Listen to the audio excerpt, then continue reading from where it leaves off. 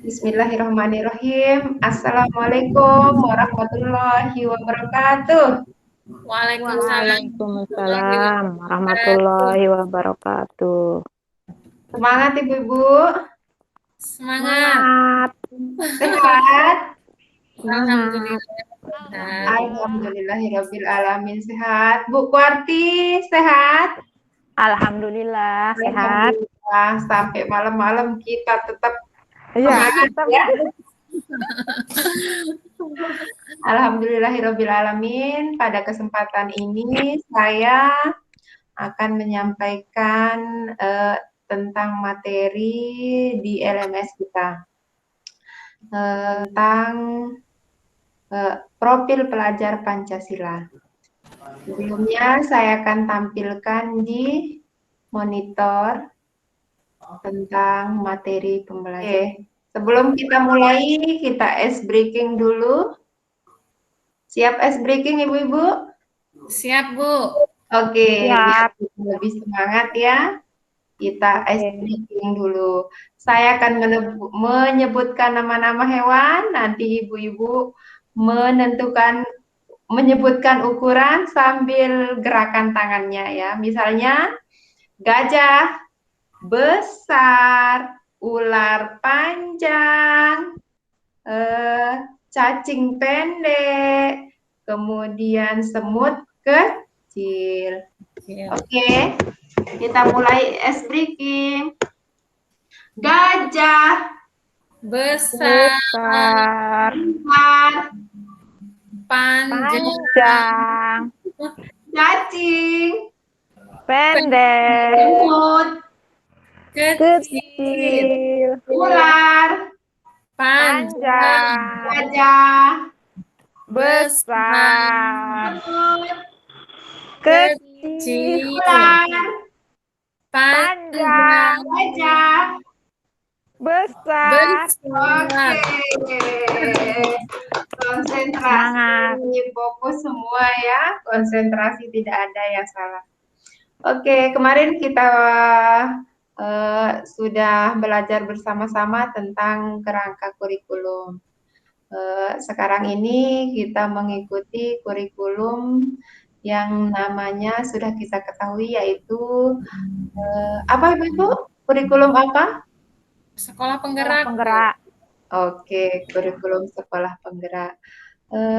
Ada yang masih ingat tentang pentingnya kurikulum itu apa? Kenapa kurikulum itu penting? Untuk apa? Untuk meningkatkan kualitas pendidikan, Bu. Hebat Ibu Mira ya, untuk meningkatkan kualitas pendidikan. Oke, kemudian saya mau ingatkan kembali prinsip pembelajaran dengan kurikulum sekolah penggerak itu apa? Prinsipnya ada apa? Adanya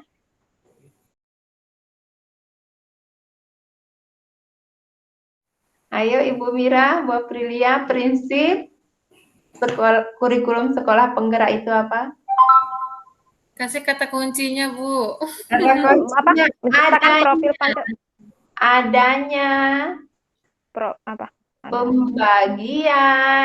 adanya pembagian tugas antara pemerintah pusat sama pemerintah daerah. Antara pemerintah dengan satuan pendidikan. Ya. Oke. Itu materi tentang kerangka kurikulum yang kemarin ya. Sekarang kita akan lanjutkan ke materi yang sekarang ini adalah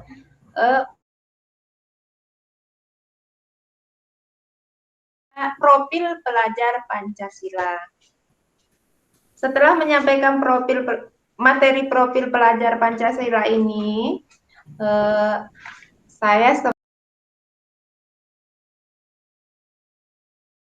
kita semua bisa mengerti apa yang dimaksud dengan, bisa memahami apa yang dimaksud dengan profil pelajar Pancasila.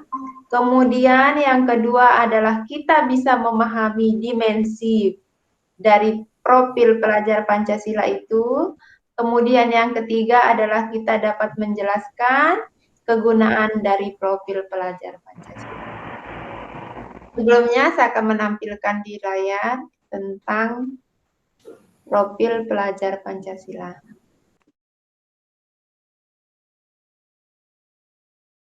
Sebelum kita mulai ke materi, mungkin ada yang bisa memaparkan gambaran seperti apa profil pelajar Pancasila itu, apa maksud profil pelajar Pancasila itu, mungkin sudah tergambar di pikiran Bapak Ibu tentang profil pelajar Pancasila itu maksudnya seperti apa.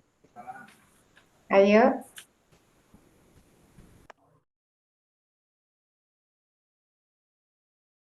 Saya Bu, Ya. mungkin Bu ya. Ya. Maksud dari profil pelajar Pancasila adalah keinginan kita bersama, ingin apa namanya meluluskan peserta didik yang seperti apa gitu. Standar kompetensi lulusan peserta didik kita itu seperti apa. Yaitu seperti profil pelajar Pancasila ini yang salah satunya mungkin dia beriman atau bertakwa kepada santun, mandiri dan lain-lain, Bu. Oke, bagus sekali Bu Mira ya. Kemudian ada lagi Bu. Profil pelajar Pancasila itu adalah pelajar yang bebas mengekspresikan dirinya dalam belajar. Bagus sekali Bu April, terima kasih ya. Ayo Bu Kuarti, seperti apa gambarannya tentang profil pelajar Pancasila? Iya. Mungkin menurut saya profil pelajar Pancasila itu adalah yaitu karakter yang diinginkan oleh seorang guru itu kepada anak didiknya.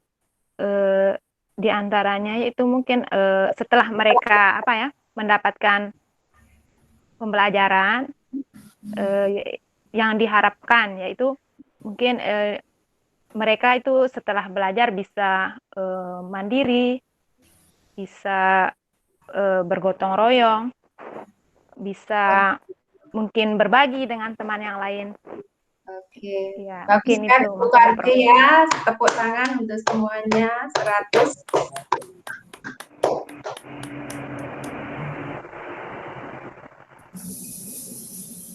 Oke, saya ke materi. Jadi, definisi profil pelajar Pancasila itu adalah profil lulusan yang bertujuan menunjukkan karakter dan kompetensi yang diharapkan, diraih dan menguatkan nilai-nilai luhur Pancasila peserta didik dan para pemangku kepentingan.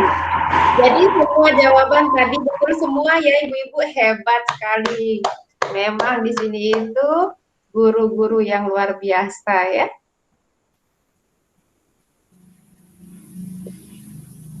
Lanjut. Kita ke dimensi profil pelajar Pancasila. Dimensi profil pelajar Pancasila itu ada 6. Bisa dilihat di gambar yang ini.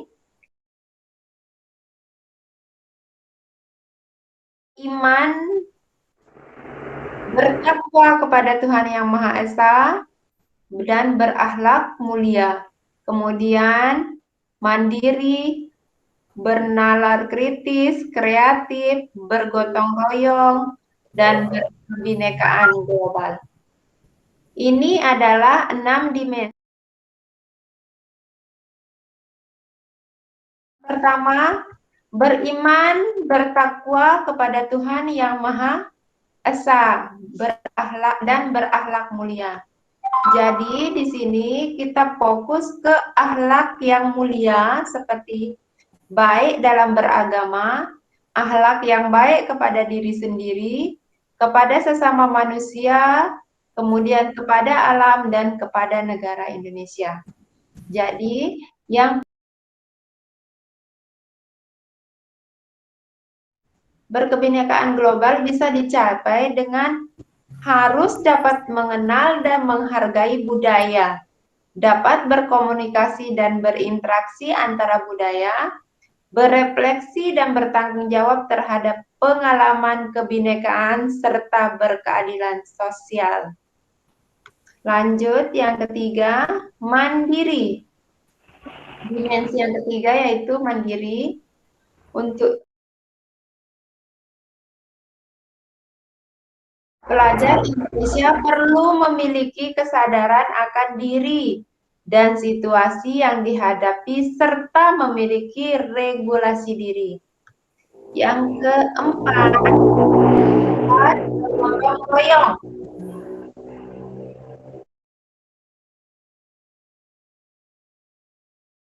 Melakukan kolaborasi, memiliki kepedulian yang tinggi, dan berbagi dengan sesama. Lanjut, dimensi kelima, bernalar kritis.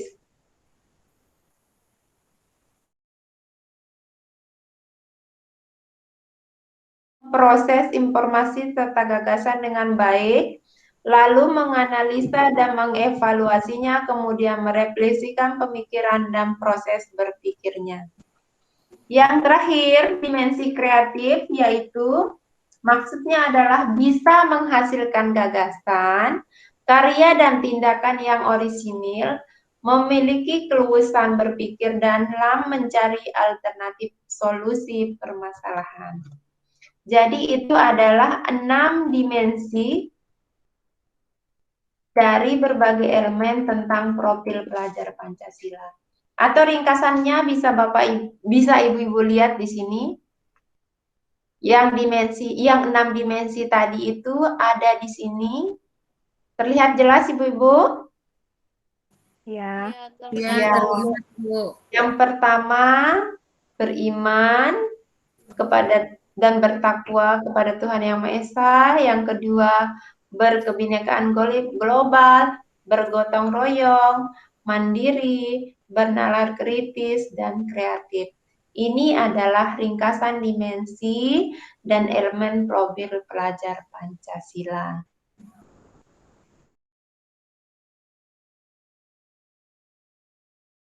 Apa kegunaan profil pelajar Pancasila? Jadi seperti ini kegunaan profil pelajar Pancasila itu, Ibu-ibu. Profil pelajar Pancasila merupakan upaya menerjemahkan tujuan dan visi pendidikan ke dalam format yang lebih mudah dipahami oleh seluruh pemangku kepentingan pendidikan. Rumusan profil pelajar Pancasila dibuat dengan tujuan sebagai kompas. Berarti kegunaan profil pelajar Pancasila itu adalah kompas bagi pendidik dan pelajar Indonesia. Berarti ini menjadi petunjuk arah untuk pendidik dan pelajar Indonesia itu maunya seperti apa ke depannya, begitu ya. Kemudian segala pembelajaran, program dan kegiatan di satuan pendidikan bertujuan akhirnya ke profil pelajar Pancasila. Kita lanjutkan. Bagaimana caranya profil pelajar Pancasila ini diterapkan di pembelajaran di dalam kurikulum sekolah penggerak? Kita lihat di sini ada penerapan profil pelajar Pancasila dalam kurikulum sekolah penggerak itu seperti ini. Bisa dilihat ya, penerapannya itu bisa melalui budaya sekolah, pembelajaran intrakurikuler, kokurikuler maupun ekstrakurikuler. Bisa dilihat di sini. Ada budaya sekolah. Budaya sekolah itu apa saja? Iklim sekolah, kebijakan, pola interaksi dan komunikasi serta norma-norma yang berlaku di sekolah. Intrakurikuler apa? Yaitu ini, muatan pelajaran, kegiatan, pengalaman belajar. Project, pembelajaran berbasis project yang kontekstual dan interaksi dengan lingkungan sekitar. Kemudian ekstrakurikuler yaitu kegiatan di luar pembelajaran yang dapat mengembangkan minat dan bakatnya. Jadi ini adalah bentuk penerapan profil pelajar Pancasila di sekolah yang kurikulum sekolah penggerak. Kita lanjut. Proyek penguatan profil pelajar Pancasila.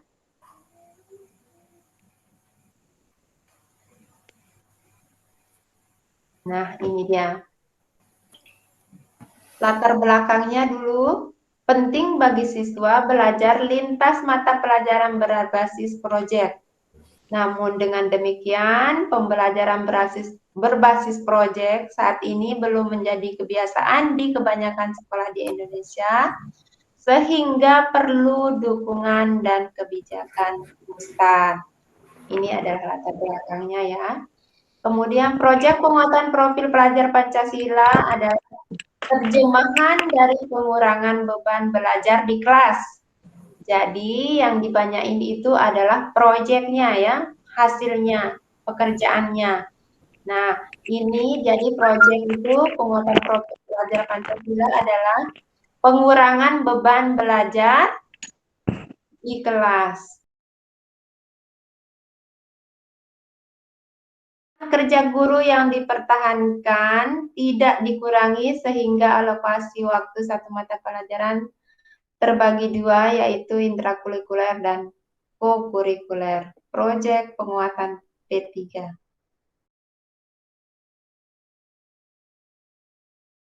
Jadi proyek profil pelajar Pancasila adalah unit pembelajaran terintegrasi, bukan tematik lagi. Bisa dilihat seperti ini, unit pembelajarannya terintegrasi seperti JUS,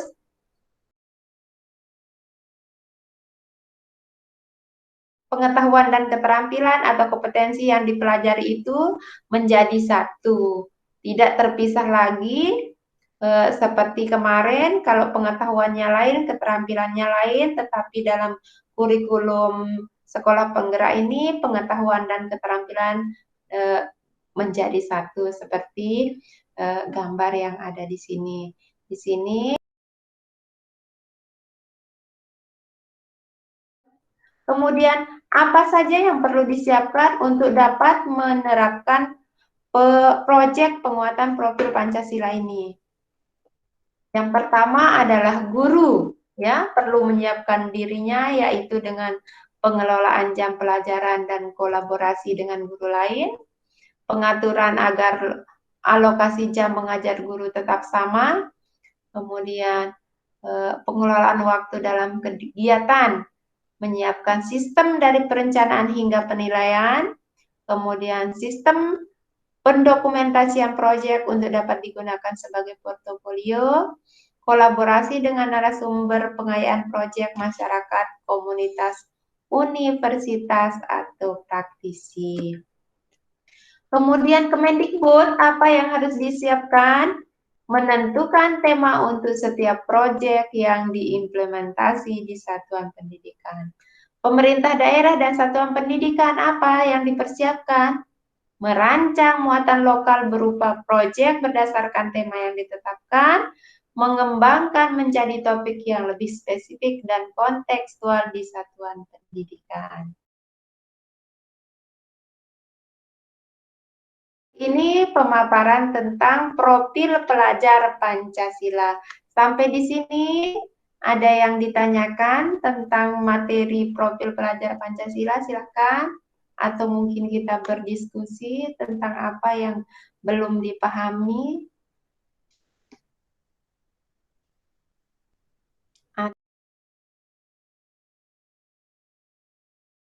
Sedikit, Bu.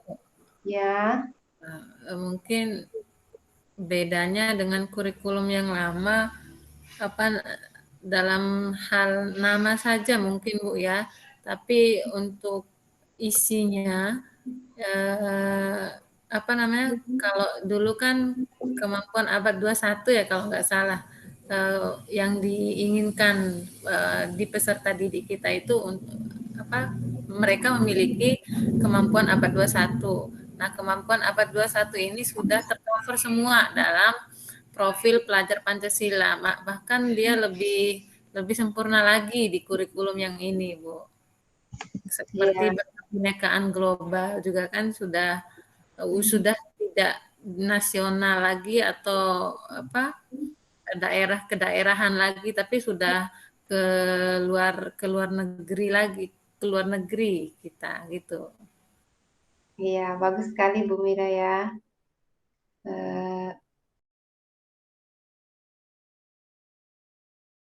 Tadi profil pelajar Pancasila itu bahwa berkebinekaan global. Ya. Ada tadi ya. Itu maksudnya berkebinekaan global itu bagaimana? Bukankah kita bineka tunggal ika kan? Ya. Tapi di sana tadi berkebinekaan global. Yang maksudnya bagaimana? Oh iya. Ya, belum Bisa paham. dilihat ya yang dimensi berkebinekaan global. Ya. Nah, ini dia Ibu. Ya. Pelajar Indonesia yang berkebinekaan global maksudnya adalah memiliki identitas diri yang matang, mampu menunjukkan dirinya sebagai representasi budaya luhur bangsanya, sekaligus memiliki wawasan serta keterbukaan tentang eksistensi ragam budaya daerah, nasional, dan global. Pelajar Indonesia memiliki sikap menghormati keberagaman dan toleransi terhadap perbedaan.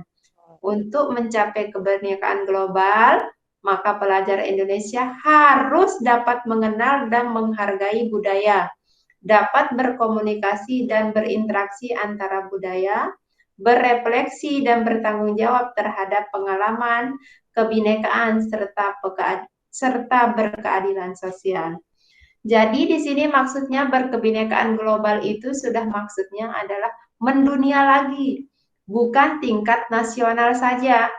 Kalau kemarin-kemarin mungkin tingkat nasional saja, tetapi sekarang kita dituntut untuk mendunia, baik itu dalam kebudayaan, pengetahuan, tentang komunikasi, berinteraksi, berefleksi, bertanggung jawab, pengalaman kita itu, kita sudah dituntut ke tingkat global yang lebih luas lagi maksudnya. Iya. Jadi seperti itu Ibu ya. Oke Bu. Iya, terima kasih. Oke, mungkin ada. Jadi maksudnya yang berkebinekaan global itu, Bu, kita harus menguasai atau kita harus bisa terbuka dengan negara luar, tapi tanpa harus melupakan budaya kita. Begitu ya, Bu ya? Betul Bu Aprilia. Bagus sekali Bu Aprilia ya. Terima kasih Bu Aprilia.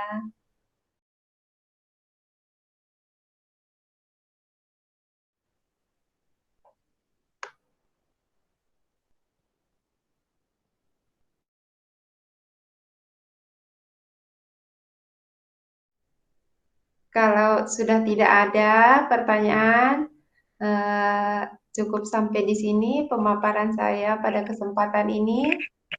Semoga bisa bermanfaat untuk kita semua. Mari kita tutup dengan ucapan Alhamdulillahirabbil alamin. Assalamualaikum warahmatullahi wabarakatuh. Waalaikumsalam Waalaikumsalam warahmatullahi warahmatullahi wabarakatuh. wabarakatuh.